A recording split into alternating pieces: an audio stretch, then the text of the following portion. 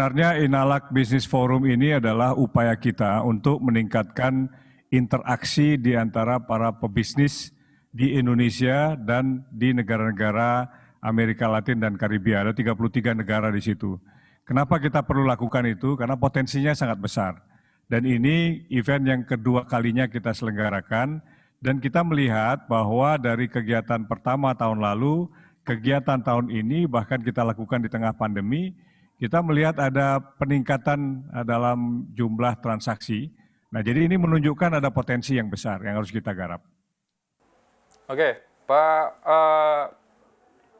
Ngurah, untuk jumlah transaksi ini Pak, yang ditargetkan dari penyelenggaraan Inalak yang kedua ini, begitu apa, seberapa banyak jumlah transaksi yang ditargetkan dan harapannya dari terselenggaranya Inalak Business Forum 2020 ini seperti apa?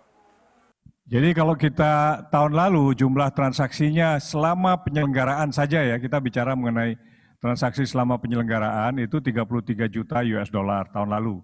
Nah, tapi tahun ini kita mencapai 70 juta US dollar. Jadi lebih dari 2 kali lipat.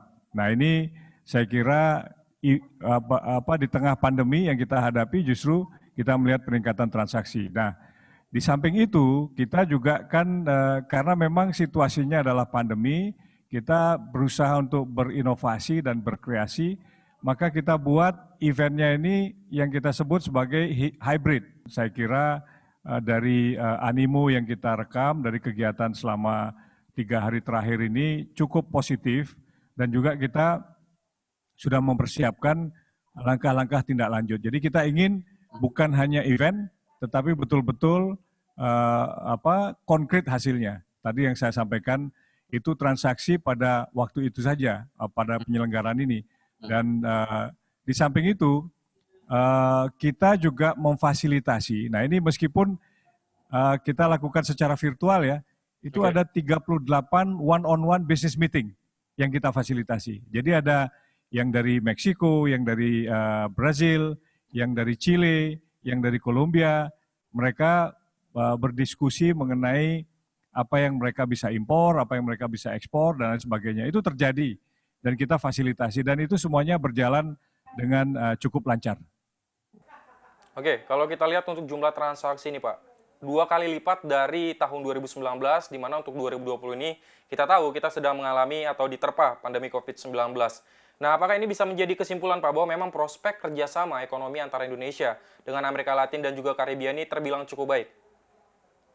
Ya, jadi itu yang saya sampaikan bahwa dari awal mungkin kalau persepsi ya, kan kita ingin merubah nih persepsi pengusaha kita melihat Latin Amerika dan Karibia, wah jauh lebih baik kita